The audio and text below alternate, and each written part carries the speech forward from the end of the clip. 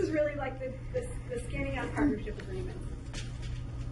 I guess the message that I would want to give you in 5 minutes or less would be to write a set of bylaws for your partner, with your partner, that are not the same as your partnership agreement that the lawyer draws up for you. So most people, when they enter a partnership, they say something like this, like, this will be great, we're going to be super successful, I'll own half, and you'll own half, and we're done, right? So then you go to your lawyer, and the lawyer says, oh, I can draw up that agreement for you. And then they ask you a few questions like, well, what happens if one of you dies?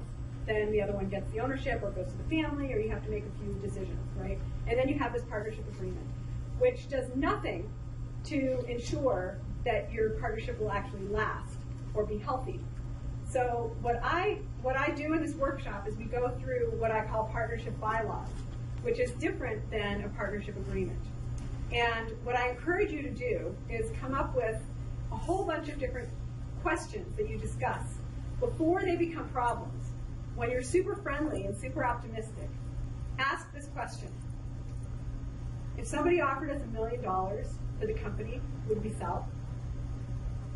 You'd be really interested to find that maybe you would be like, I'm out. For $1 million, I'm out. And your partner's like, no way, this could be $1 billion company. I'm not selling until we get to $1 billion. You know, like, you could be so wildly off on those sorts of things, right? So I think like trying to get to really the intrinsic motivations, like why are you starting this business? What's important to you? What does success mean to you? How important are titles to you? How do you think about growing this company? When do you think we should make our first hire? And write it all down in bylaws.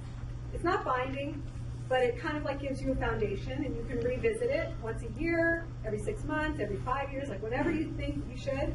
And you can say like, hey, like it's time to start thinking about growing the company. And we talked about that before, that we were gonna, like our first hire, we think we should bring in, a marketing person, and we should bring in a finance person or whatever, like kind of like at what stage and how are we gonna do that. So I just encourage you to have really frank discussions with your business partner and try to make sure that you can live with what's important to the other person before it's too late. I started Snipits without a partner, so I was a solo entrepreneur. I'm actually kind of glad I did it that way. I'm pretty difficult to work with. That's what I think it must be me. I'm not sure. I have seen in my years working with startups and working with businesses, so many partnerships gone bad, and it can actually take the whole company down, right? I mean, it can be the end of the whole venture. So, what are your long-term goals? What do you want out of this business? How involved do you want your families to be in the business? Like, do you want to share all the information with them? Or is it something that we just keep between us? Like, all those sorts of things. Because, like, once one of the partners goes and, tells everyone that they know, like, how the company's doing, and then you're like, I think that's private information.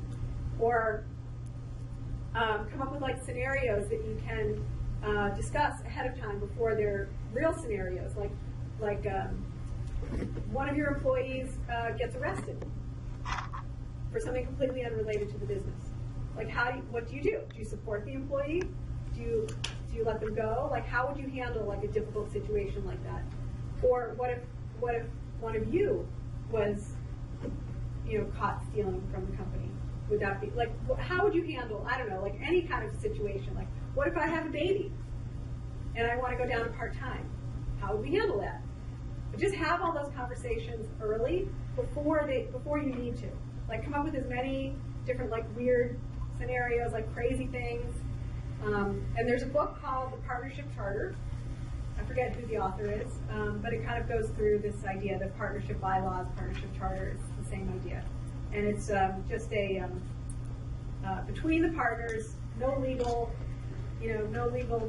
documents needed, no lawyers required. Just make sure you're on the same page, with things. So it's like dating, like it's making sure you know what you're getting into. That's all I got. We have time for maybe one question. Well, I wish you guys all really good luck. I love all of the ideas, and I wish you had samples. So sad. If I can help in any way, you have my email.